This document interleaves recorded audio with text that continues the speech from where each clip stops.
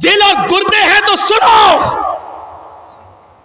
इस्लाम पानी और रंग की तरह, अगर हम इस्लाम को अपने अंदर बसाना चाहते हैं तो सुनो। बीवी की मौजूदगी में भी, बीवी की मौजूदगी में भी, बीवी के सामने भी हम अपनी साली के साथ बैठकर खाना नहीं खा सकते हैं। मेरी साली भी मेरे साथ बैठकर मेरी बीवी की मौजूदगी में भी मेरे साथ खाना नहीं खा सकती है।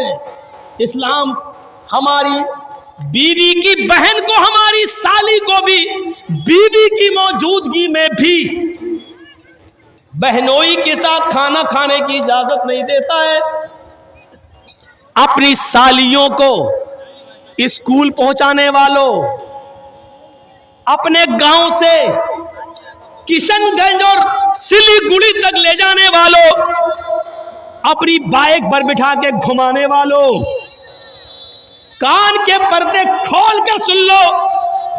तुम्हारी साली का बाप यानी तुम्हारा ससुर भी अगर तुम्हें इजाजत दे रहा हो और बीवी भी कह रही हो जाओ मेरी बहन को स्कूल छोड़ाओ, जाओ मेरी बहन को हॉस्पिटल लेकर उसको डॉक्टर के पास उसका इलाज कराओ, सिलीगुड़ी ले जाओ, बीवी की परमिशन के बावजूद, बाप की ससुर की इजाजत के बावजूद बहनोई के लिए जायज नहीं है कि वो अपनी साली को अकेले तन्हे तना अपनी बाइक या 4 व्हीलर पर सिलीगुड़ी ले जाए, किशनगंज ले जाए।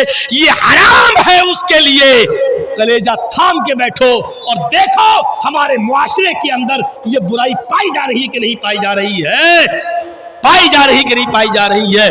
जब बीवी की इजाजत और ससुर की इजाजत के बाद भी जायज नहीं है तो बिना इजाजत घुमाना ये कैसे जायज हो जाएगा।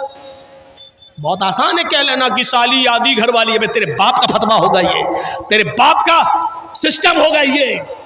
तेरी बहन भी किसी की साली होगी, वो भी उसकी आदि घर वाली होगी। उसको इस नजरिए से देखने की कोशिश करो। इस्लाम के अंदर साली को भी बहनोई से पर्दा करना पड़ेगा, इसलिए कि बीवी के इंतकाल के बाद या बीवी की तलाक के बाद साली के साथ निकाह जायज हो जाता है, और जिसके साथ निकाह जायज हो उससे पर्दा जरूरी है। जहां यह मसला साली के साथ है वहीं यह मसला भाभी के ऊपर भी लागू होता है। सुन लो, हमारी भाभी अपने शौहर के साथ खाना खा रही है, या जर्जीत साहब खाना खा रहे हैं और जर्जीत साहब के भाई की बीवी यानी भाभी हमारे रूम में आ जाती है और हमारा भाई भी वहीं बैठकर मेरे साथ खाना खा रहा है, और भाई ने कह दिया अपनी बीवी से आओ आओ तुम भी खाना खा लो, कोई बात नहीं देवर है तुम्हारे, बैठो। भाई की परमिशन के बावजूद, शौहर की इजाजत के बावजूद भाभी के लिए देवर के साथ खाना खाना जायज नहीं है। भाई की परमिशन के बावजूद भाभी को अकेले बाइक पे बिठा के किशनगंज और दार्जिलिंग ले जाना, सिलीगुड़ी ले जाना जायज नहीं है। दलील ये अराइतल हमवा या रसूल अल्लाह, एक औरत ने सवाल किया, अल्लाह के नबी क्या मैं देवर से भी पर्दा करूं? देवर हमारे घर में रहता है, जॉइंट फैमिली है, आना जाना लगा रहता है, क्या मैं देवर से भी पर्दा करूं?